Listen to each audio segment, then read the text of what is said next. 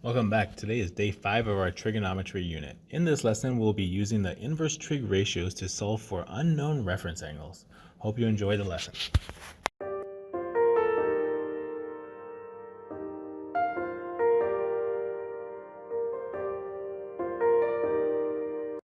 Oh yeah, it's that time again. We have some math problems here and we need you to do them now. Pause the video, complete the problems, and return to the video when you're done. For this lesson, we'll be using a little bit of the Desmos activity created by Mr. Chang. So thank you, Mr. Chang, for this, especially for the warm-up part, for this sorting part. All right, let's take a look. Here's your first assignment. So I'm going to want you to sort these cards into 2 or 3 groups. So put them together as 2 or 3 groups, and that'll be your first assignment. And when we're doing this, what we're looking for is to see how are you categorizing these. So let me go over some of the answers. So here's 2 of the answers that I see when students do this most time. The first one, students may sort it this way. So they may take the cards and say, okay, I got these 2 that are sorted by, these are the tangent, and the next one's cosine, and the next one's sine. So they might create groups this way, just matching up based off of what ratios go together. Okay, but the second way, it's a little bit different. A few students see this usually, is they sort them a little bit differently, maybe by the equations or by the pictures. And really, this is where I want them to discuss how they're doing. So how did they do it? So I want to hear their thinking behind how they sorted it this way. So I want to hear both of them. So in the next slide, students will get to write about how they sorted it. But the key features here is the location of the unknown. So in one set of cards, the unknown is the reference angle, and the other set of cards, the unknown is the side of a triangle. And I want students to see that today. So hopefully one of our students sees it and brings that to our attention, but that's what we're looking for in this problem. All right. And just to highlight that, just so you can see what I'm talking about, what we should notice is in this sort here, all 3 of my reference angles are unknowns, and it also highlights the location on the equation where that unknown is. So again, it's a nice review of, hey, there's where inside the parentheses is our reference angle. On this other problem, we have sides that we don't know. And what we notice is that the location is going to be over here on the ratio. So it's going to be on one side of the ratio. So a little difference, nice review, and hopefully students can see that. But that leads us into what we're going to learn about today. So in today's lesson, we're going to review inverse operations and how do we use those for these trig values. So let's see what we're going to do here. So an inverse, just recall from earlier in grades, inverse operation is the operation that reverses the effect of another operation. So like this year, we talked a lot about square roots and squaring things. So like for instance, if you look over here, if you start at 4 and then you square 4, so you do like 4 squared, you'll get 16. But then how do you undo that? Well, if we take the square root of 16, guess what? We get back to 4. So really, squaring things and taking square roots are just inverse operations. And for this, we also know that from, all the way back from elementary school, addition and subtraction were inverses of each other. So if you added, you can subtract the same number and you'll go back to the original number. We've also learned that multiplication and division were inverses of each other. But now we have a new set, a whole new set. And so now the last image is trying to show us, okay, do we have the same functions, values that we can do with our sine, cosine, and tangent? And yes, we do.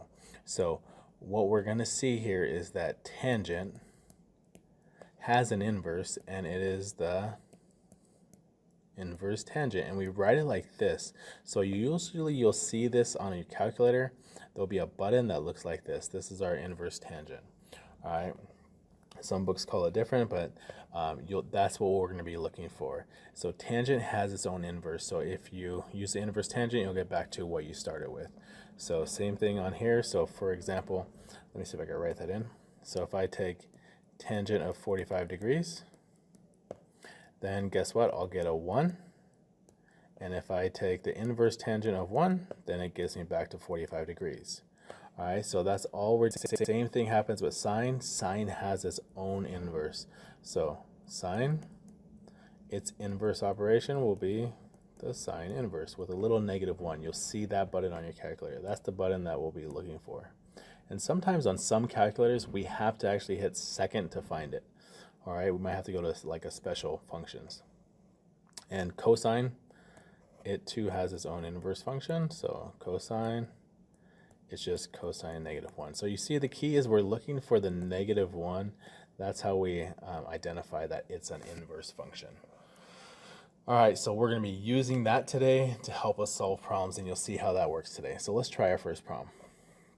So our problems are going to start off the same way they've been starting off. We notice that in this problem, we have a reference angle here, and we notice that the reference angle is what we're missing. This is the first time that we've actually solved one of these problems and we're missing the reference angle. So let's see how we're going to do this. Well, we do it the same way we always do. We label our sides, there's our opposite, there's our hypotenuse, and now we're going to figure out what ratio to use.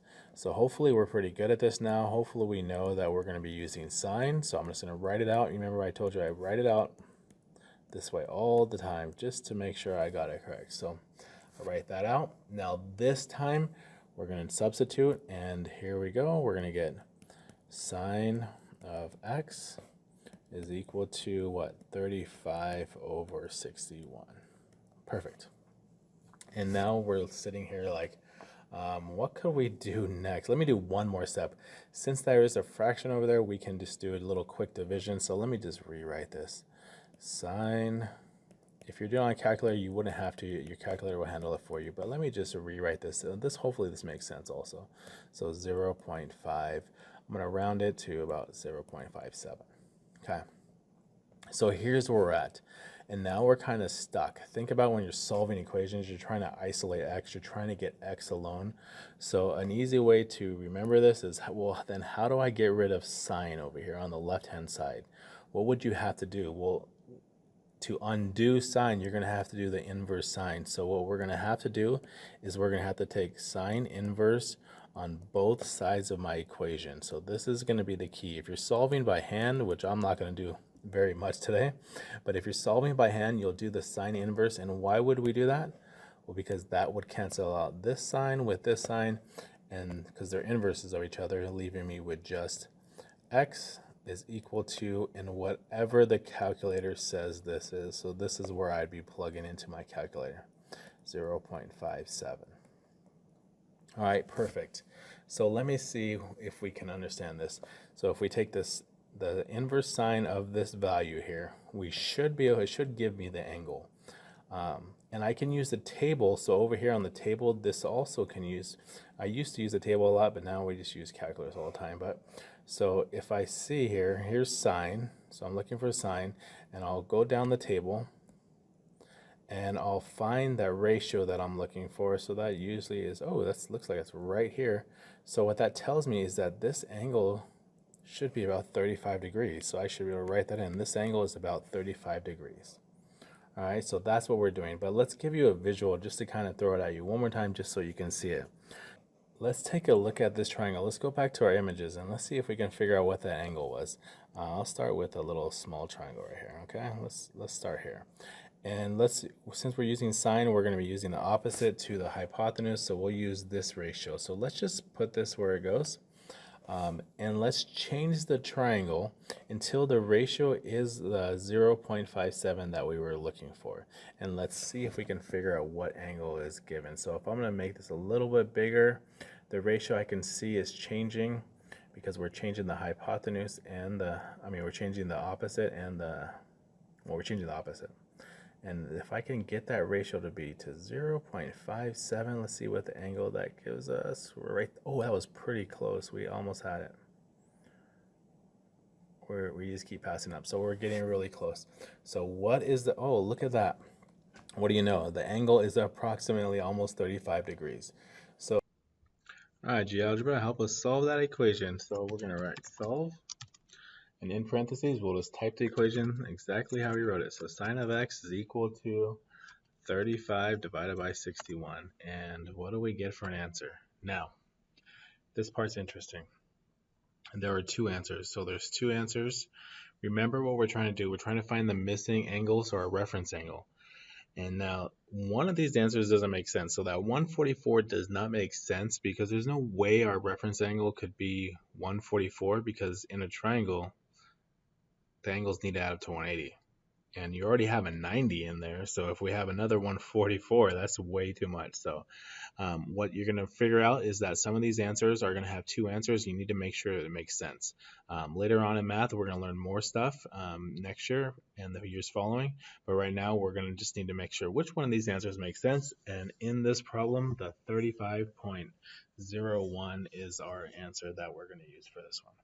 All right, so that's it. That's all we're going to have to do. Let's try this one. Let's try the next problem. Second problem here, we're going to use the same process, but this time I'm not going to actually write the inverse. You can write the inverse if you're doing it by hand, but that is just a little bit of work for me. I'm not going to do it today. So here we go. Here's my reference angle. I notice that this is my adjacent piece and this is my hypotenuse. So I have adjacent leg and a hypotenuse. Let's go ahead and write my function that I'm going to need or equation that I need for this one. So this is going to be a cosine. So cosine of theta is equal to adjacent over hypotenuse. Hopefully you're getting better at that. Then we'll just do a quick substitution. So cosine of x is what we're going to be looking for.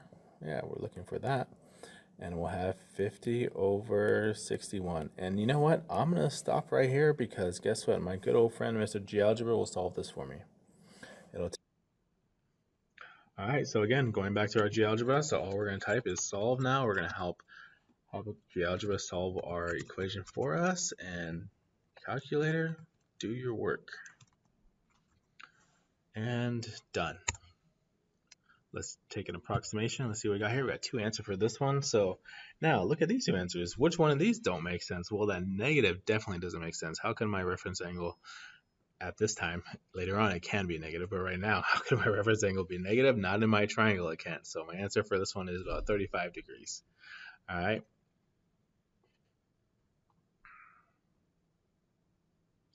Okay, so you saw another one. So now the last one, let's see if we can find this missing angle. So you'll see this isn't too challenging. I think we can handle this.